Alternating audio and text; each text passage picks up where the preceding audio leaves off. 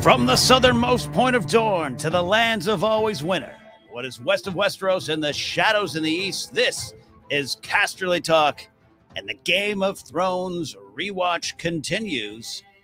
Hey everybody, I'm Ken Knapsack, and welcome to Casterly Talk. You might be listening on the podcast feed, you might be watching my face here on the YouTube channel. Or maybe you're doing both, which would be great. That's my big Varys and Baelish-like plan. Does Varys really? Yeah, Varys has plans.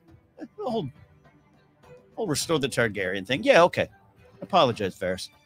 Hey, everybody, we got a fun episode here today because this is actually, I think, one of the underrated episodes of Game of Thrones. We are deep into Season 4 now. Season 4, Episode 4, Oathkeeper. This is, like I said, one of my personal favorite episodes. When you think of Game of Thrones, the show slowing down, having those one-on-one conversations that we all relish and sometimes miss, and I do too. Despite loving most of Season 7, a lot of Season 7, and pretty much all of Season 8, I'm one of those fans. I do miss these kind of slower episodes. I get it. We don't lose these episodes just because later seasons got a little faster. We always have these ones to go back, and there's always things to learn from, learn about, connect to our own lives, and connect to the overall story of HBO's Game of Thrones. If you're just joining, we're going through a big rewatch here on Casterly Talk. We do love covering all things World of Ice and Fire, and coming up soon, little Rings of Power. We're going to take a little dive into Lord of the Rings. And some of you want me to cover Willow, which I'm a Willow fan, and I can't wait for that show on Disney Plus. We'll get there when we get there. Maybe we'll launch Willow Talk. I don't know. Excitement for that show is palpable in the nerd community. But anyways, we are a show that is right now on this big rewatch, and often the highlights, the things I love about these episodes is going back. And we've all done the big rewatches. We've all watched these episodes on our own time and time again. But I love going back and just seeing the themes in the episodes, seeing what's there for us to take and move forward with the show and with the story and what it was telling us and what it's trying to communicate to us as a show that's chock full of life lessons. Who are you going to learn those life lessons from? Tywin? Oh, not really present in this episode. Cersei? I mean, she's got some points. Brienne? Steadfast, true of heart, Jon Snow, the altar boy. Who are you going to learn those lessons from? Let's dive in. You know what's going on here. Original air date of Oathkeeper was April 27th, 2014. I love putting that out there because it just really highlights how time just slips away from all of us. The director was Michelle MacLaren. She did 4 episodes of Game of Thrones. She is a great director, and I would love to see her talked about more in the pantheon of Game of Thrones directors. And I think it's based on a lot of her, her overall work in Game of Thrones. But I love this episode, what she pulls out of what is there. The credited writer, Brian Cogman, the keeper of the lore on the show. And there's a lot, you can find a lot of interviews and comments. I think Brian's very excited when you talk about the episodes he wrote, and I would too. The story of Cogman is great. More of a writer's assistant Ben Weiss in a writer's room kind of way. Again, keeper of the lore. And then he just kind of not worked his way up like Baelish, but just got the chance to write a lot of these episodes. And I love his story. I love that there. And cinematographer for this was Robert McLaughlin and Crispin Green, the editor. I think that's both. Those are 2 key credits for slower paced episodes with deeper conversation-based scenes. You need the pacing has to still be there, and editing and how it's shot and how it's directed, all key. Anyways, that's why we like highlighting those names. As I've said, no secret here, this is one of my favorite episodes. It just always stood out to me. It is one that just has I keep going back to these quiet conversations that because we're at the halfway point of the show, Season 4 and about the middle of Season 4, it's not necessarily a classic midpoint in terms of storytelling or one particular script in that classic sense of what a midpoint is. but it does kind of we go a lot of the characters we've been following for a while, going through bigger changes, about to go through bigger changes, and some of their plots and some of their situations are moving forward. And I mean, Danny, John, Brienne, Jamie, going through some big stuff in this episode, and just love that. I love tracking that, and truly a midpoint for this episode because season 4 is introduces a lot of newer characters, and the plot starts getting a little wider. We don't spend time with Tywin. We don't spend time with Oberyn. We don't spend a lot of time with John and Danny, but they have big things in these episodes. A lot of time with Jaime Lannister, a lot of time with Tyrion, Brienne, and a little time with Podrick, Cersei as well. No Greyjoys, none of that kind of stuff there, and some key stuff I think with Bran and Mira and Jojen and Hodor and Summer. Don't forget North of the Wall. All right. Love looking at the kind of reaction then, the legacy of the episode now, what this episode is known for. At the time, and if you track this, this is the period of time where almost every week was setting a new record. It's like, after Hank Aaron passed Ruth, every homer he hit set a new record, and you celebrated. This set the highest viewership mark at the time, 6.95 million viewers on first viewing. Just short of 7 million people sat down to watch this when it first aired, again on April 27th, 2014. The legacy of this episode and what it is known for is what I call the split. This is the first episode, and I agree with this statement, agree with the analysis of this, though I have a different take maybe on this idea. And this, of course, the split. This episode is where you very clearly see the show is doing things differently than the books. Now, if you listen to me long enough, you can almost be exhausted of me saying the show did that from the beginning. 30 seconds in, things were a little different. Things looked different. The feel was different, but the overall vibe is the same, and it followed more closely, without a doubt. This is why I don't disagree with this idea that this episode is the split. In fact, going back to my reaction when this episode first aired in 2014, I had some quote-unquote issues, because by this point, I'd become a book reader. As I've said before, didn't start out as a book reader, but after season 1, devoured it all. Kind of waited, season, book, but by this point, I had gone all ahead, had finished... I finished all 5 of the books by this point, or at least was, I think, working my way through book 5 when season 4 began. So season 4, I had a little bit of that, I'd earned that smug attitude. I even have the shirt. Now today, I want to highlight this. This becomes key. We also mentioned we spent a lot of time with Tom and Marjorie. I'm wearing, my Sir Pounce shirt. Yeah, if you're watching on YouTube. Love my Sir Pounce shirt. It's one of my favorite Game of Thrones possessions. But I also have one of those shirts that says in the Game of Thrones font that didn't happen in the books, which I love. I love the spirit of it. I can have those conversations, have fun with that. At some point, I kind of grew tired of that. I grew tired of that even from myself. I did not like the Mutineers storyline. And there's things I don't like. It's not my favorite. It's a little too dark. If you read into it, Cogman even has some great stories of how this episode was supposed to start at Craster's Keep. It was a little more brutal, a little more graphic, and even for the show at this point, which, by the way, as we said, it's just come a week off, coming off their first big controversy with the Jaime and Cersei scene at the foot of Joffrey's body. They made the right decision way ahead of time of pulling back on what was going on up there with the mutineers and Craster's wives. There's some some stuff going on there. It's no longer just fun sexposition, and they realize that it was a little too brutal. But some of it does remain, and I do remember that being discussed as well. And how could you not discuss it coming off of what was going on in season 4, episode 3? So then going back, I remember being like, well, this doesn't happen in the books. Now there's some kind of hint of what happens to the mutineers in the books. You can dig up those details along the way if you'd like. The mutineers are there.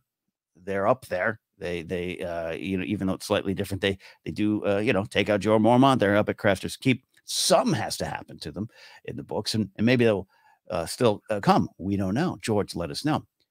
But at the end of the day, I kind of agree and like a lot. And when I say end of the day, it took a few years for me to look back at the Mutineer subplot and be like, okay, John, it works just plot wise. John's like, I told those guys up there, they know the truth. I've lied to the free folk. We need to go up there and deal with them. It works for Janice Slint and Alistair Thorne's storyline of removing John. And then I like the almost interaction we're going to get more next week, but we get a little bit here with Bran, John being so close, the dire wolves kind of being around each other. I like that. It's a good middle of the road, almost interaction that doesn't take away what happens later when John and Bran are reunited. And it's wonderfully frustrating to me. Like, it's like, oh, they're just right there, right there, right there. So at the end of the day, time kind of heals some criticisms, I think, once you have the big picture. But I also think it's an easy critique. I'm not going to say lazy, but maybe I want to. It's an easy critique just to say, here it is. This is the episode where clearly they split. Might be good now, but it could be disastrous later. There were some reviews out there at the time. IGN had some where the folks were kind of saying that. I just don't think, I think you're missing a lot with what's going on. I'm going to keep dying on that hill until I'm pushed off of it. I'm sure a lot of you want to push me off of it. It doesn't mean everything works. It doesn't mean every decision that the show made on its own works for me or works for the show. I'm here to have those discussions as well. But you just can't deny that by this point, the show was almost like slapping you across the face going, wake up, we're doing our own thing. And we're taking this world and telling the story we need to. And I like that. Some of the biggest departures here are, and I'm just kind of listing a couple of them here. We mentioned the Craster's Keep Mutineers Bran storyline, pretty big. Grey Worm and Missandei having that conversation to start the episode. Not something we really get in the books or haven't got yet. Again, if there's little details, little scenes, little moments that are in the books, always feel free to remind me. It's been a couple years since I've taken a pass through Storm of Swords and Feast for Crows. So I try to do some research to connect it up there. But the Grey Worm and Missandei scene we'll talk about in a bit. I'm thankful that it's there, and it's important that it's there for the show. And that's one of the, we'll talk about that in a second. Grey Worm is the one that goes into Marine. It's not Jorah and Sir Barristan. A little bit of that was taken into the Yunkai plot with Daario in season 3, which is a great moment. So there again, another change. And they are, you got Jacob Anderson there as Grey Worm. You need to use them. They could have even used him more. And I think it's very intriguing. And it just makes a ton of sense. And it's very emotional. It's a powerful theme. This idea of no one can give you freedom, brothers. You got to take it yourself.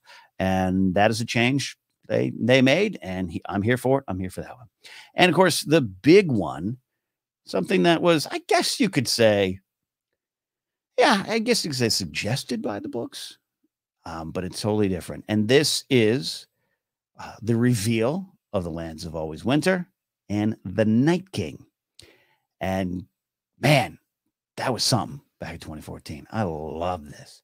Love this reveal. Now, at the time, we thought, oh, that's the Night's King, not the Night King. And there was that little character description or episode description on HBO's app at the time that did label him the Night's King. As we know, Night's King was the 13th Lord Commander of Night's Watch, goes north, falls in love, starts dating, nice little simple relationship with a White Walker queen, and bad things happen. I like this in the end, and I was so excited then. But here's the thing, and I was in this position in 2014.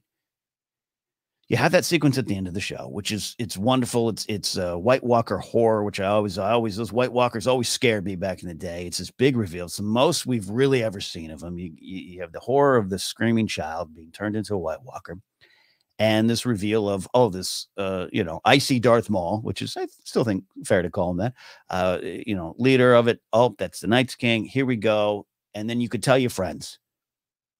You could go on podcasts and say, well, the Night's King is the 13th Lord Commander, blah, blah, blah. And it's fun to have that knowledge. And I think a lot of Ice and Fire, World of Ice and Fire and Game of Thrones is about, knowing this is that, and that is the relative of this. The show cut out Jaehaerys II, but It's fun to have that information. I love that information. But then when things start going a little different, I think when you're on unsteady ground, and book readers after this episode were on very unsteady ground, your head's kind of spinning. Wait, this is different. I don't know what's going to happen. Some, this is general talk here. Some might go forward and be like, "Hey, I'm great with that." But at the time, I was one who just felt I could no longer be the smug one at parties. This is my experience. So if it wasn't yours and you're a book reader and it was a different experience, that's yours. Mine was now I don't feel like I know. Now I feel once it was kind of revealed, and I don't think we really got the reveal till season 5, Hard Home, that it wasn't the Night King, it was the Night King, and it's something different. It represents something different. I was knocked off my pedestal a little bit, and this Sir Pounce shirt, didn't mean as much. Still does in the show, but didn't mean as much. So, without a doubt, though, whatever side of the debate you fall on, whatever side of the discussion you choose, pick up your shield and sword to join, you can't deny, and I will not deny, this is what the episode is most remembered: the reveal of the Night King, the peek into the lands of Always Winter, which is great, by the way. Love the design there, and then this is the big departure. This is the split. Again, just don't think that's fair to the show. They had done so many things before that were different. Already were on their own path. Already knew they needed to be on their own path. And again, do they wander farther off the path from this episode on? Absolutely. But they were already doing it. And then in having that discussion, being kind of stuck on the split, you're going to miss some of the things that are there. Because they make these decisions all along the way that are different than the books, we get stuff like this with Grey Worm and Missandei. This scene is wonderful. Her teaching him the language, which has value. Her thought being, you get to Westeros, you're going to need to maybe understand this language a little bit more. The common tongue, you're gonna need to command maybe Western soldiers, and this is key to what we're trying to do here. But also, it's this connection between them, and it's this unspoken, growing sexual and romantic tension that's building between them, and then just the conversation we're having between them and her explaining Nath and the Summer Isles. What that means for the story and their story in the end, as bittersweet and painful as that is. And then you get a lot of insight into Grey Worm just from the scene. But what he's here for, kill the masters. And that never really leaves him. And that's why I think he makes some decisions later on. So I love this scene. Love this scene. And directed and shot beautifully. Written wonderfully. Love everything about it. And it's different. And that's why I happily engage with some of the discussions about the split, the departure, what they should have done, what they needed to do. It's just not a reality to go page by page to screen. Everyone, I think, knows that. But in just vilifying the show for departing or pointing to it as a reason for things that you don't like later on, you're missing moments like this. That's where I am. Impact on the story and us as viewers. What did this episode, Oathkeeper, do? We got a lot more clarity on Joffrey's death and just kind of that plot and those mechanics, which I love. I was, I think, again, talking about where I was in reading the books. Now I'm kind of I just remember kind of being, I needed to know, right? I needed to know. I wanted to know how the show was going to deal with it. And plus, in having some inside knowledge, and once you started figuring something out, those in the room with you. I don't watch Game of Thrones with a lot of people, but those in the room, if they're not figuring it out, then again, you have that knowledge. Ooh, check Olenna's hands. Ooh, check that. And this episode just gave some clarity and what actually happened. And sometimes that's always fun, but sometimes it is important. The how. I'm always here to talk about the why. Why did the characters do this? Why did this happen in the story? What's the themes behind it? But how is very much important, especially a big mystery and a big plot. And you get the reveal, because you could easily, Tyrion, without a doubt, has a lot of motive. So does Sansa, right? So does a lot of people. It's like, who shot Mr. Burns or who shot JR, depending on your generational reference preference. I love that. So I love the reveal. I love kind of getting more. And I love just, it doesn't linger with it. It doesn't need to linger with it. It's not a murder mystery. It's about the why of these characters' actions. So to have the plots revealed, it's important, and it impacted the story, and it impacts us as viewers. Tyrion is still without a champion. Doesn't end this episode with anyone willing to stand for him. Doesn't end this episode with a ton of support. It's been hard for him to find it. This, of course, impacts the story for what happens later on with Oberyn. This we know, but it's important for Jaime and oath keeping promises, and sense of duty. We'll talk about those big themes. Just some great stuff. I mean, Peter Dinklage is amazing, as we all know. But when you think about some of his best scenes in Game of Thrones are him sitting down in a prison cell, and what he gets out of those scenes, what he gets out of season 4. It's just amazing. Spends most of his time in shackles and in a prison cell. It might be his best season as a performer, which is saying a lot for someone like Dinklage. Two big other things that I think impact the story and us as the viewers. Dany takes Meereen, but not necessarily her and her army. This is, like I said, in the books, the Meereen takeover, obviously bigger, obviously more layered, more complicated, but it's more similar to the Yunkai one. But this one, I really love this one. I love the slaves overtaking the masters. And yes, I know you have "Kill the Masters" written on the wall, and either blood or red paint, depending on what you want to put there. I understand the discussion, and David J. Peterson, who did all the languages for Game of Thrones, the linguist, a gentleman who I had a chance to interview on the old Screen Junkie show. Very interesting guy. He's on record as saying, like, I pointed out to them that it wouldn't be written in the common tongue. It would be, in Valyrian. Offered to do that. We had never really come up with what the Valyrian looked like written, based on what the descriptions are in the books. More symbols than words, and that kind of stuff. And the show, the note, he sent that note, and they came back with a note. Nah, we want people to read it, and I'm fine with that. You're looking in this appeared. I remember this appeared in one of the promos for season 4, and it just makes more sense that a general viewing audience would see a trailer and have a "C" written on the wall, just scrawled in, like I said, either blood or red paint or a little bit of both. Kill the masters. Much more powerful. Much more powerful. And to hear Grey Worm say, I didn't hear that kind of come up in time and time again. I think it's better to have it like that. Anyways, Dany, as you know, takes Meereen, and this is kind of when the hard part really begins for her. This is what I'm saying. This is truly like this midpoint. We've been following Dany along the way here, her rise, her surviving, her overcoming, her destiny, getting out of Karth, getting ships, getting an army, needing an army, wanting to use her position and power to help others. She has that realization, I think, for me, out of Astapor going into Yunkai, where I'm not just here to conquer, I'm here to free. She is a breaker of chains, Misa, the mother. She's all this stuff, and she gets to Meereen, and you have what we're used to seeing already, especially the way season 3 ends. You have a little bit of Dany as a savior moment. The shackles being thrown down. The slaves have overtaken the city in honor of Dany in a way, and they have freedom. Her flag is unfurled on top of the pyramid there, and this is something we're kind of used to. We've seen Dany win after win after win. Whether it be the end of season 1, walking into the fire with the dragons, whether it be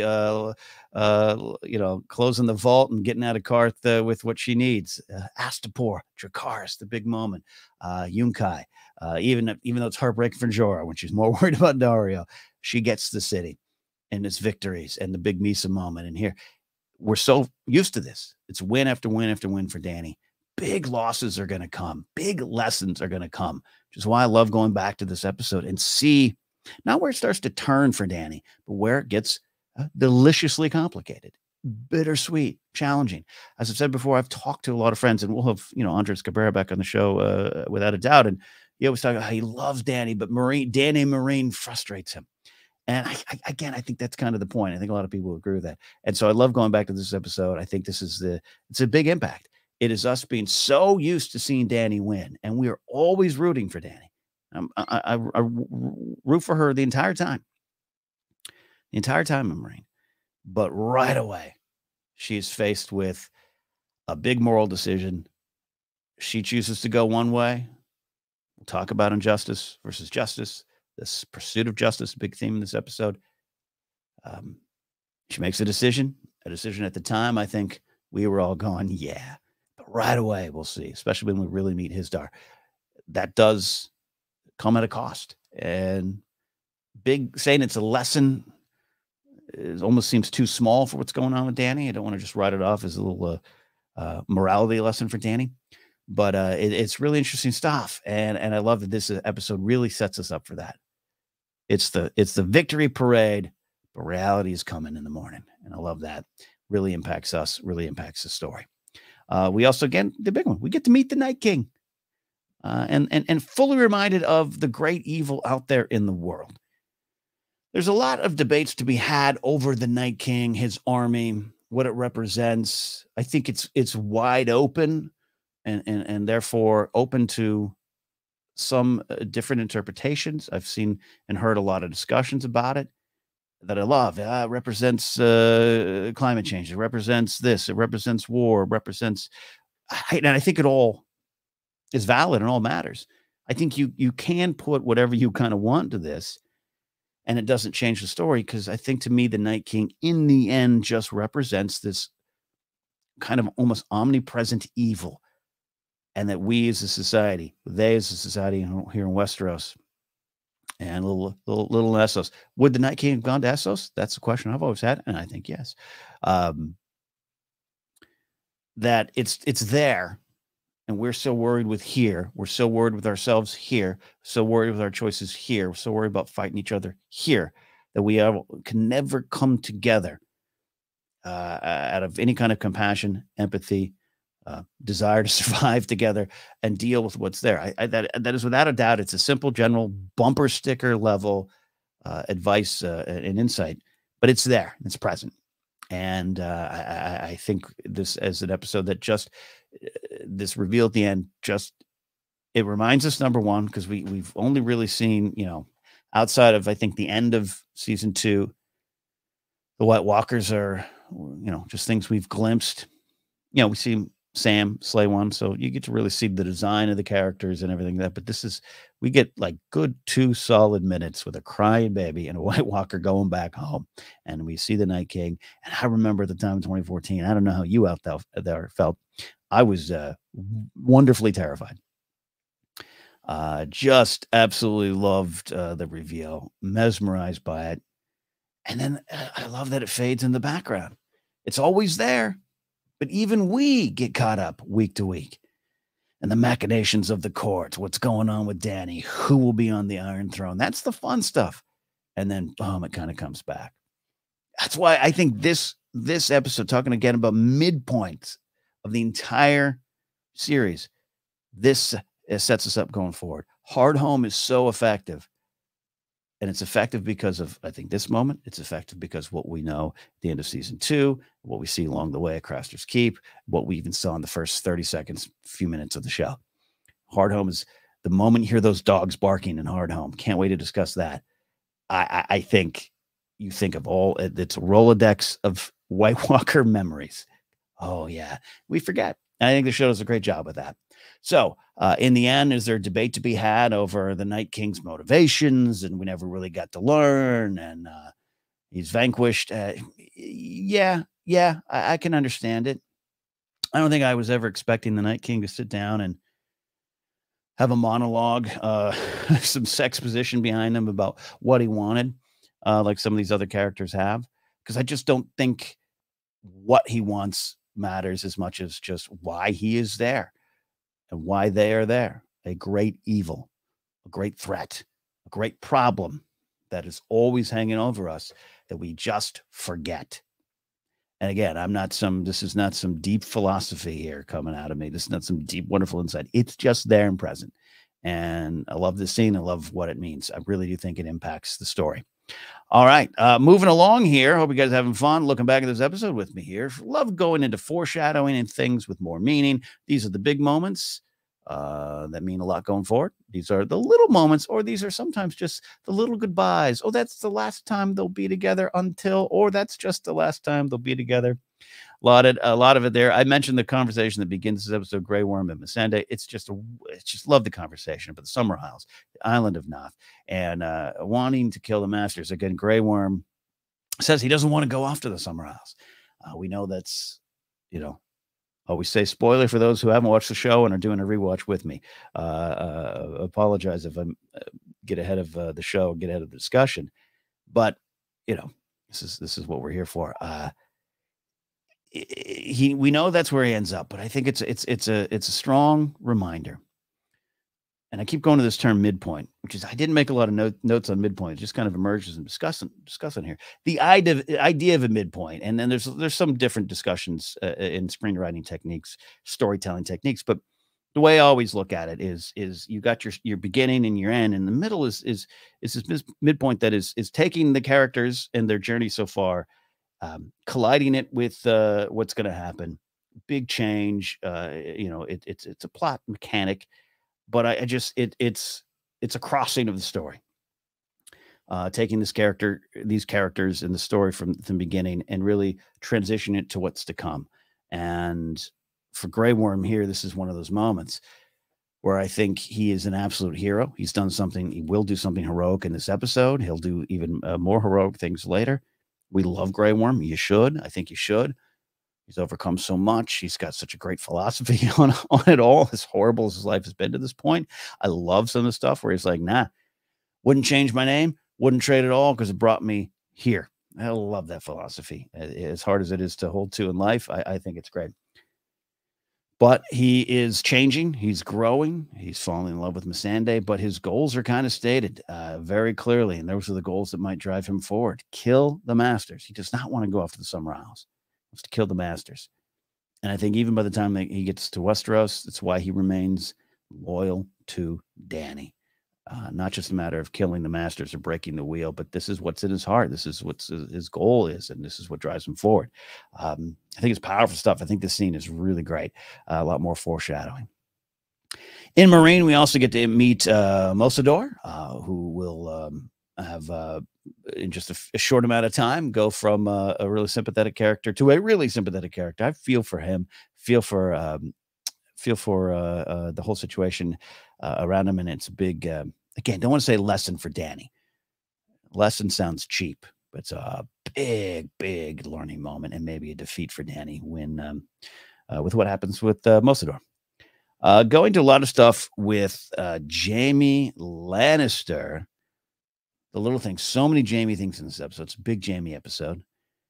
I love his scene with, love all the scenes with Brienne, but is the line of it's the duty of the Lord Commander to fill those pages, and there's still room left on mine. Again, big kind of midpoint thing. We know we have a lot of thoughts on Jaime until then, but we get to this point where he really, what is ahead of him in his life is just wide open, and he doesn't know, when he's trying to figure that out. We'll talk a lot about that when we get to the themes and sense of duty. And Jaime just losing a lot of what he has been up until this point. And things are going to be different going forward, or he wants things to be different, or there'll be struggles to make things different going forward. So I think it's a key line. Again, leads up to, I think, a pretty emotional point in season 8, the end of season 8 with him. Those blank pages as Brienne looks at him means a lot of foreshadowing there, but just more than plot foreshadowing, just emotional foreshadowing, if you will. And it's interesting here that in this, it's a small beat in a bigger conversation with Jaime and Tyrion, but Jaime is given a chance to free Tyrion. Tyrion strongly suggests it in this episode, but he doesn't take it. He will take it eventually with, interesting results. We have Baelish checking in, giving some lessons to Sansa. Oh, Baelish loves giving the lessons.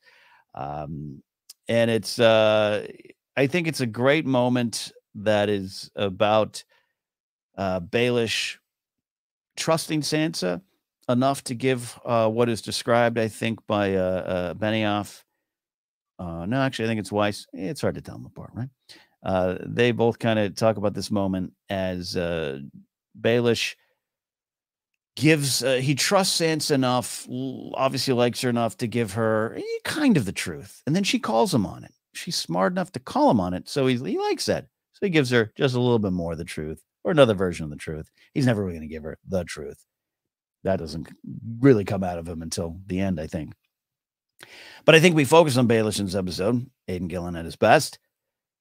Love just giving his desires. You talk about the Night King not talking about a lot what's going on in his heart. Baelish is going to always talk to those he wants to hear. about what's going on in his mind, maybe not his heart and his mind.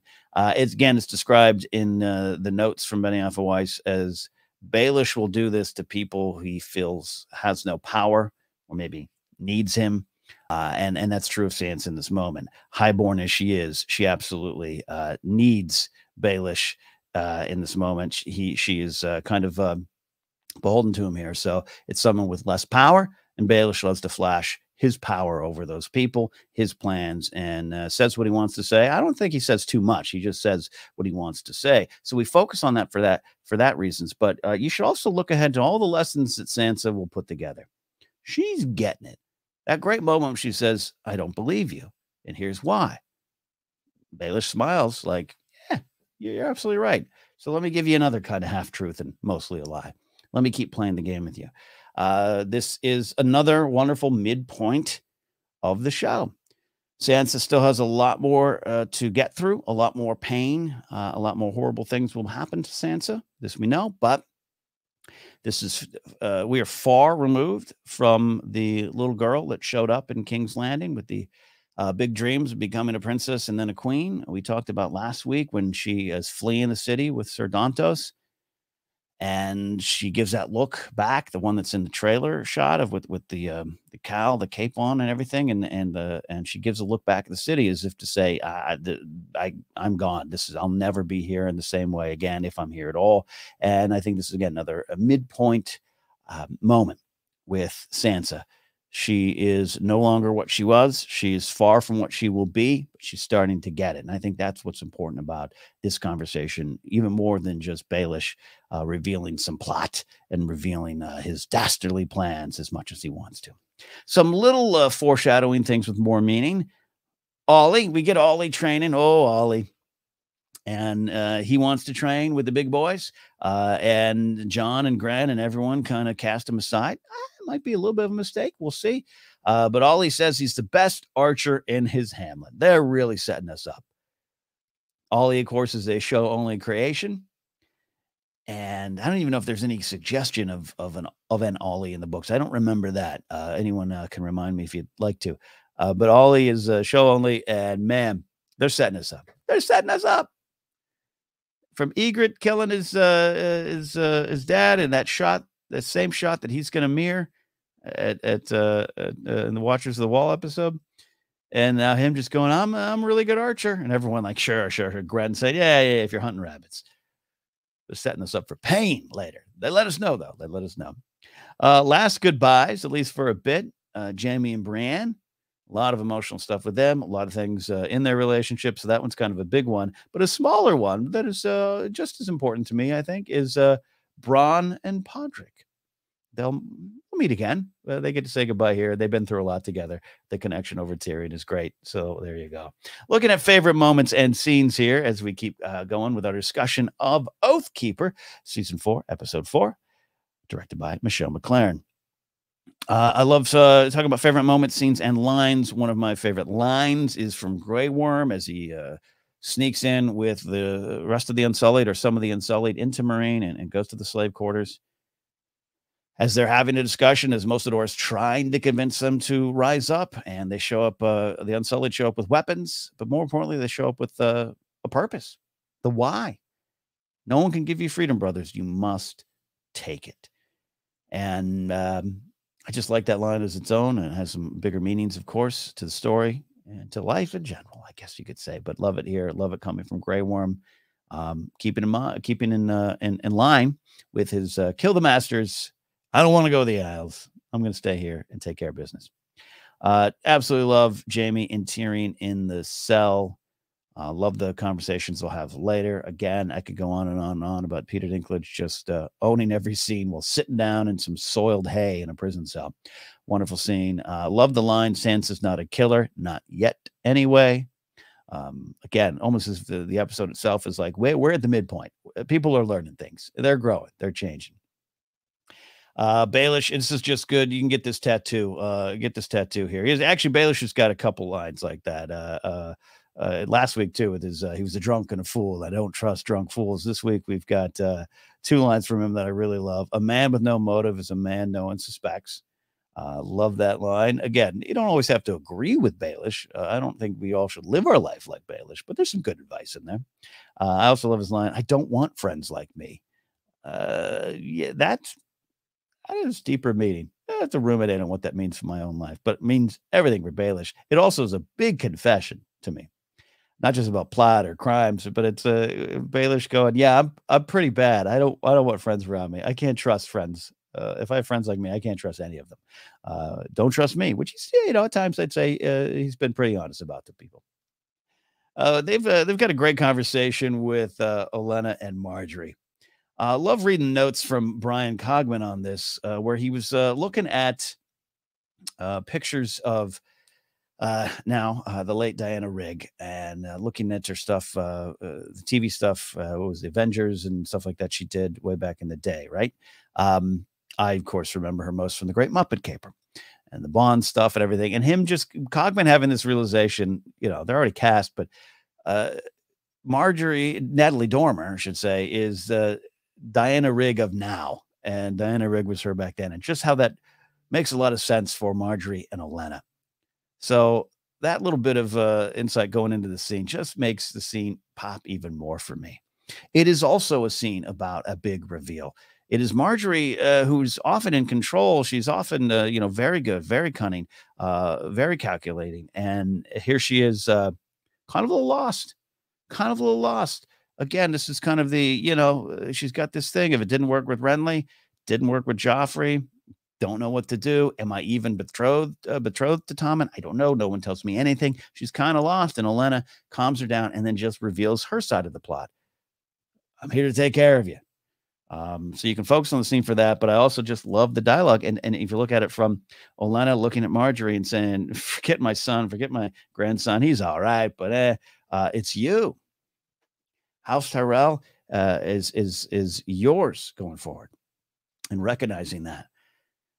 And I'm fascinated by that. And Olenna saying, I was good. I was very, very good, which, has a little bit of a giggity vibe to it because she's talking about seducing what would have been her brother-in-law because she didn't want to marry a Targaryen, instead wanted to marry Luther Tyrell, and sneaks up, finds her way lost, sneaks up to his bedroom. Come morning, he did not want to he did not want to marry her sister. So I love the line. It was good. It was very, very good. But it's followed up by not just the sexiness of that line. It's followed up by the truth. It is about control. It's about how to protect yourself, how to get what you want. And she's telling Marjorie that, which leads Marjorie to have her great scene with Tommen in the former bedroom of Joffrey, with, of course, our man, Sir Pounce. Love Sir Pounce. Love reading the behind the scenes of just this big, giant, heavy cat causing a lot of problems. Natalie Dormer kind of getting upset working with this cat. This is why I think you only see Sir Pounce for a little bit, and why Sir Pounce doesn't come back. Some of the realities. So you don't have, when you're putting a book together, you don't have to deal with that. You have to deal with an unruly cat on the set. You can just put Sir Pounce anywhere you want. So that's our moment with Sir Pounce. Love that moment there. It is a great scene. Cogman kind of describes it as the third part of the Marjorie in the Bedroom trilogy. And it's interesting to note, especially after the conversation with Olenna, it's, she learns a lot about Renly and what she can do with Renly, what she can get away with Renly. Not just talking about that stuff. I'm talking about her goals to be the queen. She learns a lot about Renly in the bedroom. She then learns a lot about Joffrey in the bedroom, where it is not a scene that is dripping with sexual tension. It's dripping with the tension of possible violence. It is the crossbow scene. It is Marjorie learning, working her magic, trying to sink her claws in, yes, but just learning about Joffrey in his probably most vulnerable spot, his own bedroom, his own quarters. So she sneaks into Tommen's, which used to be Joffrey's, which represents, in fact, that Sir Pounce is there, represents that Tommen is different. Even addressing that Joffrey wanted to skin Sir Pounce alive and serve me his innards. How dare you, Joffrey? Tommen is not like that. And it is a great scene. We'll talk about it when we get to the themes here in a second, but it is a completion of a trilogy. Anyway, Marjorie in the bedroom. Love that. Love that way to look at these scenes about where she works her best magic and knowing what to do, knowing what to get out, and knowing what she's working with. And this is one I think, in a way, does work out, right? This is the one that does make Marjorie the queen. Doesn't go well, but at least in terms of that journey, this is the one that works, and she learns that from here. What can I say? What can I say about Brienne and Jaime? So much to do with the big themes this episode. I just love the little moment, though, trying to look at just a little part of the scene there when they're in the Lord Commander's quarters there. The sword has been given to her, a Valyrian sword that she'll name Oathkeeper. The armor means a lot for their journey. Again, kind of a midpoint. They've gone through a lot together. They're going to go through a lot without each other, but find themselves constantly affected by what they learned and picked up together on their journey. Big midpoint moment. But I love her line, "I'll find her," talking about Sansa, "for Lady Catelyn," big pause, "and for you." And Jaime's reaction to that says a lot about what he feels about Brienne, but feels what he gets from Brienne in that moment, what he possibly, I would say, doesn't get from other people, particularly Cersei. Respect, love, care, I don't know. Consideration. It's a great moment. I'll find her for Lady Catelyn and for you. Watch that moment again. Watch Jaime in that moment.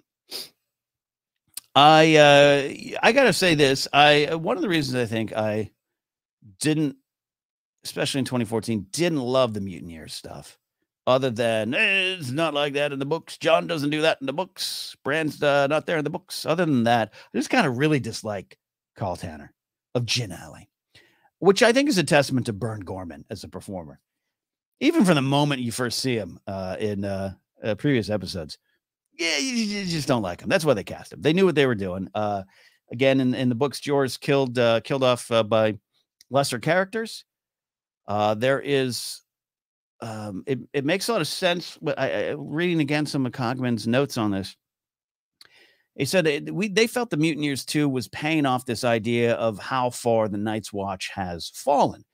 Just simply on the surface, we hear all the time from season 1 till now that the Night's Watch is not what it used to be. It's full of rapers and thieves and killers and just horrible people. It ain't an honor anymore.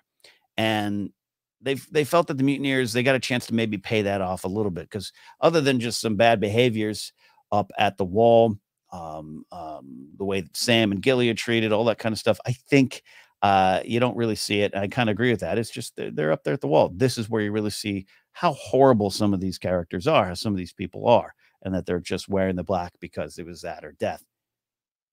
And once free of those regulations, and once free of Jorah Mormont, once free of the Night's Watch structure or the other brothers that would strike them down, this is what they do, and they're horrible. And it's effective.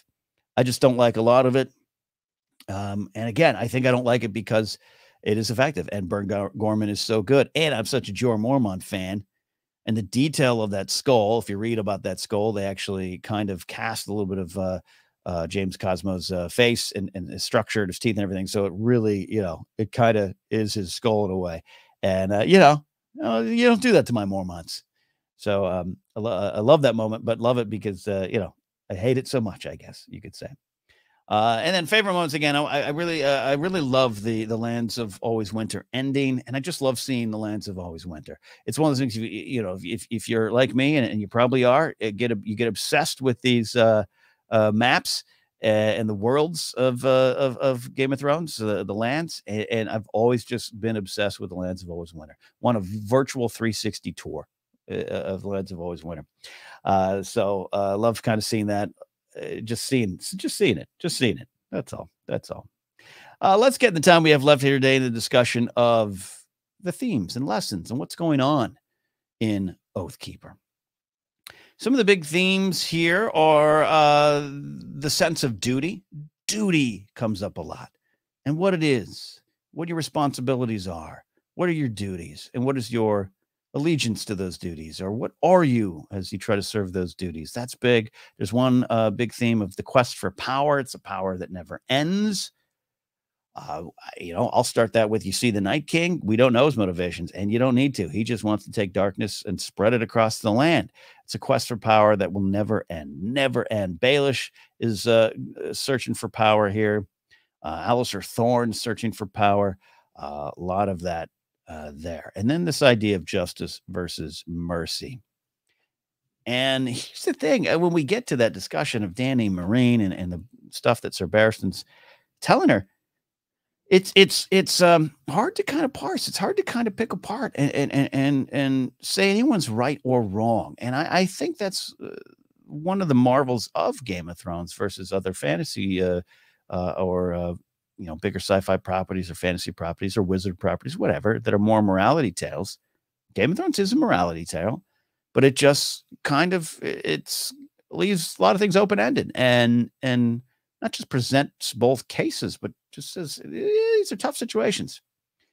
As I've said before, Game of Thrones deals with what is, and how what is can affect you, and how what is can tear you down, and how do you make those decisions with what is actually going on in the world. And it's always a little tough. So justice versus mercy is a big one here. But starting with sense of duty, a lot of that really is on Jaime Lannister.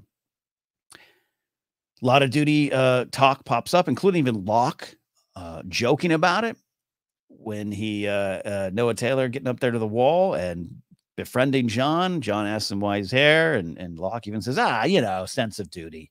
Join the Night's Watch, help the land. Nah, he concocts a false story, being a game warden and feeding a prize pigeon to his children, and now he's here.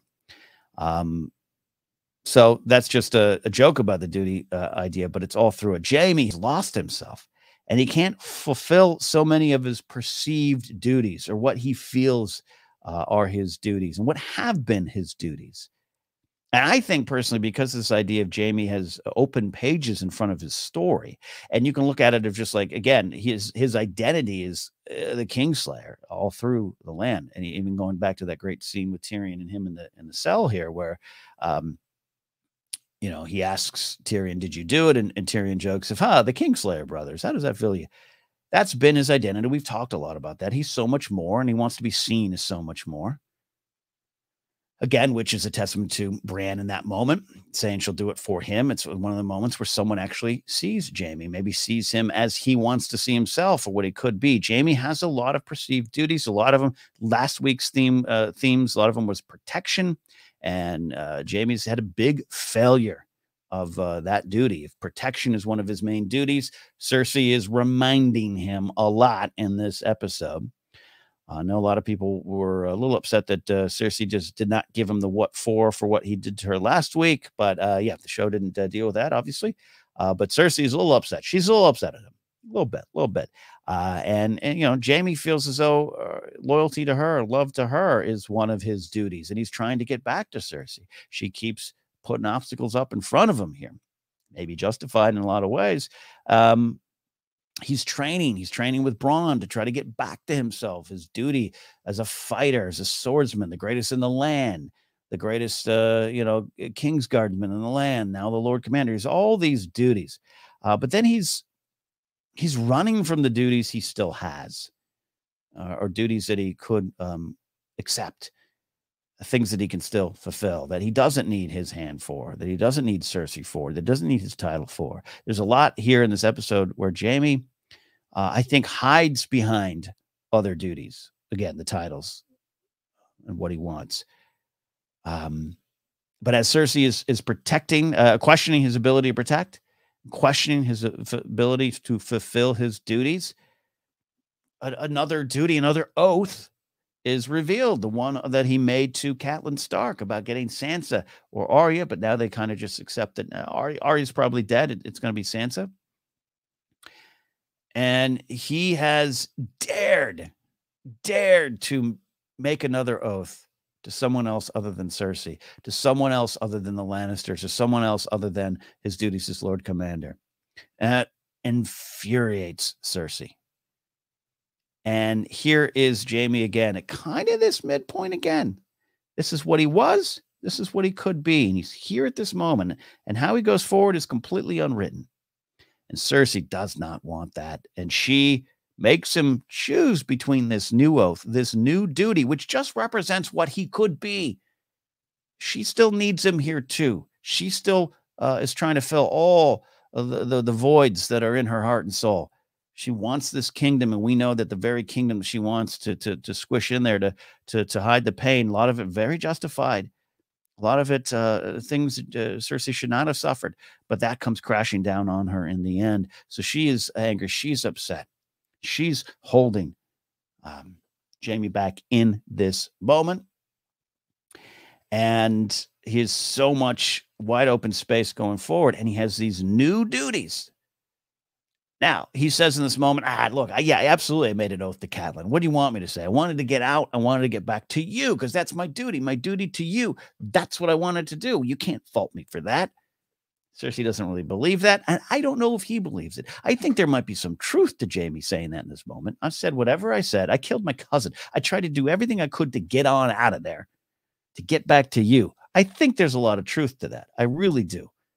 But what's underneath it is, he, in making this oath to Catelyn and saying, I'll get the Stark girls, part of this family that are sworn enemies of the Lannisters, I'll get them back safely, even though Catelyn's dead. And he always goes back to that. Catelyn's dead. It doesn't mean anything. It doesn't mean anything. But in his heart, it does. In his heart, it does. And he is forced to choose. And in this moment, and an indication of what he is, his connection, his addiction to Cersei, he forgoes much of what I feel he could be.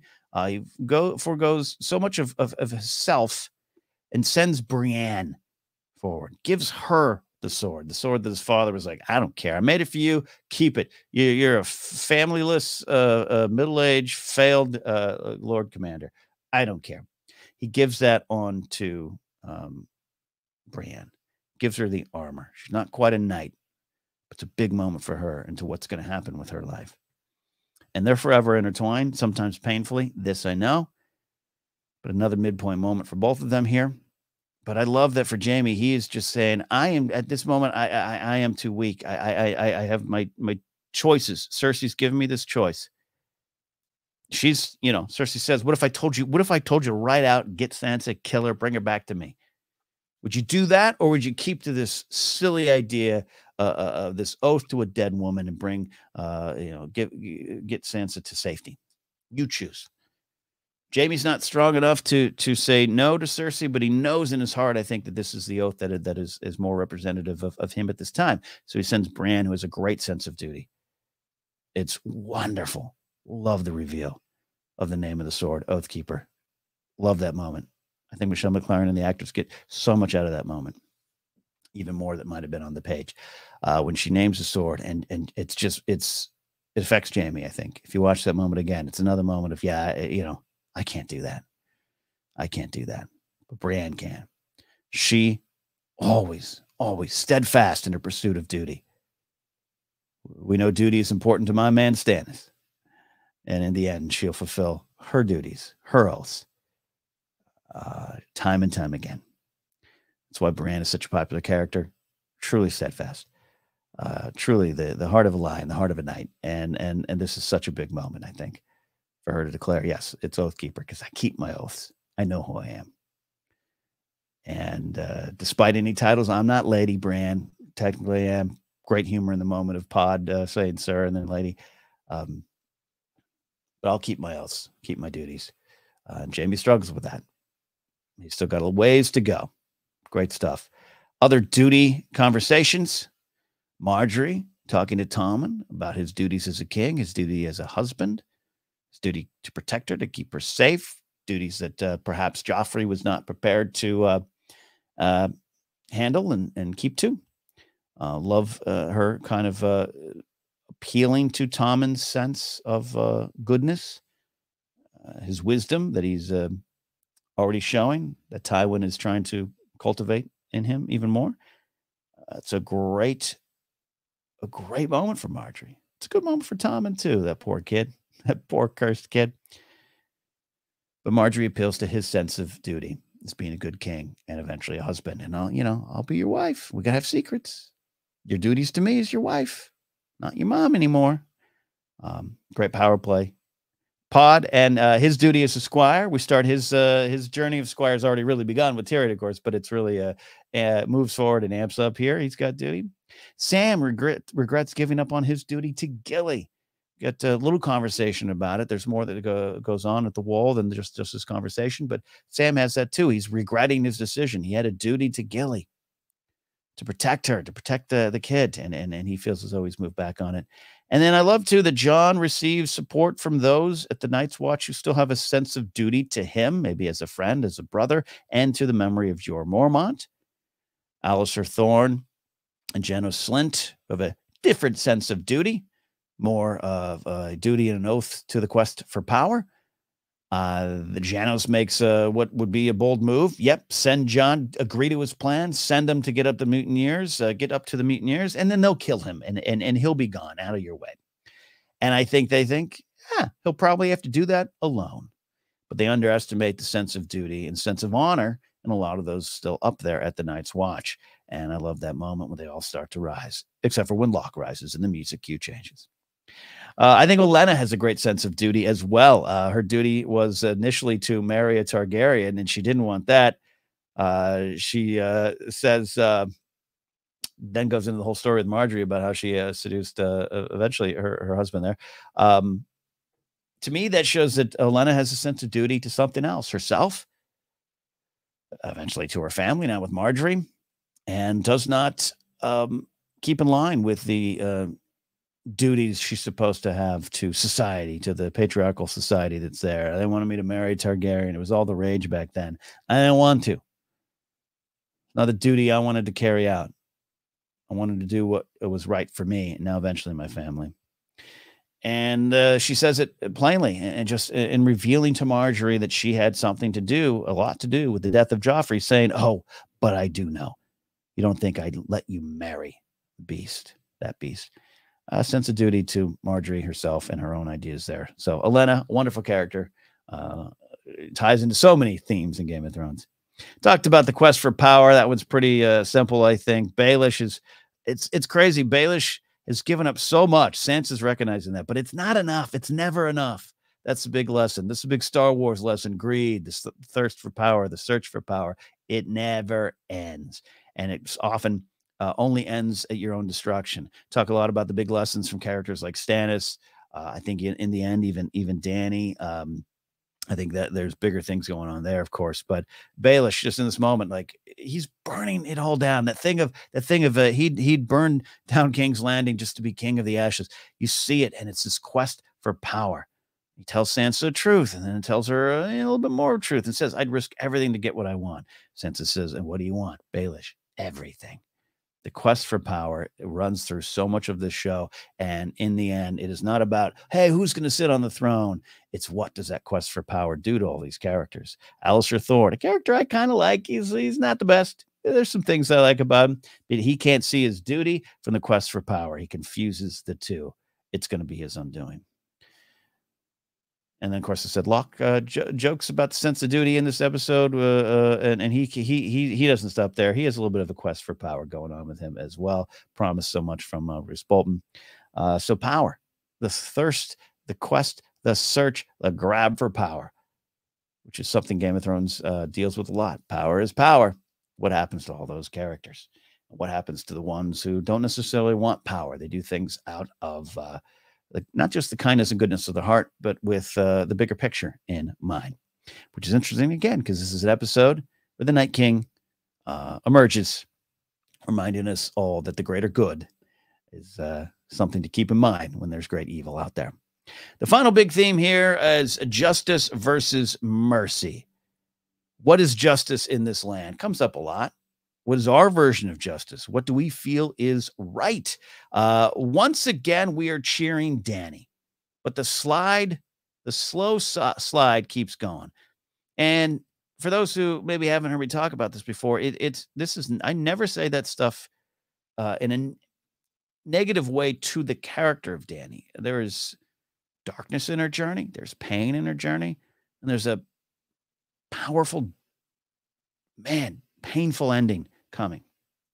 that I think is part of the lesson. This isn't all flowers and fireworks and roses and happy endings. Ewoks don't dance in this show here. It's a different kind of lesson, it's a different kind of journey. And what our idea of justice is, and what our idea of mercy is, and what are our choices, and how do we make these choices? Again, we are cheering Dany because I think there's enough reason to cheer for her. Taking the masters and pinning them up on the blocks there as payback, as justice for the injustices they were part of with the slaves. I'm not here to falter on that. Not here to falter on that. But you're always given choices, and you're always given choices to either move you forward or move you back. And you can start to see Dany making choices that are holding her back, hurting her, or moving her back. And that's the painful part of her journey. What this world does to her, she should be heralded as a champion. She is a breaker of chains. She is doing so much with her position of power and influence to help others. And the world does not reward her for that time and time again. But that aside, she has this decision in front of her, as Barristan says, who knows very well when Targaryens start to go awry. The city is yours. Sometimes it's better to answer justice with mercy. And then Dany has a great line. It's a great t-shirt line. I will answer injustice with justice.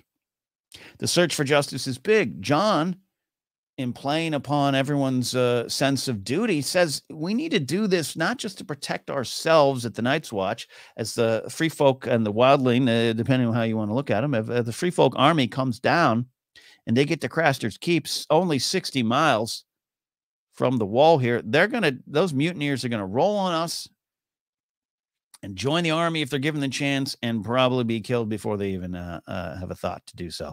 And they're going to squeal.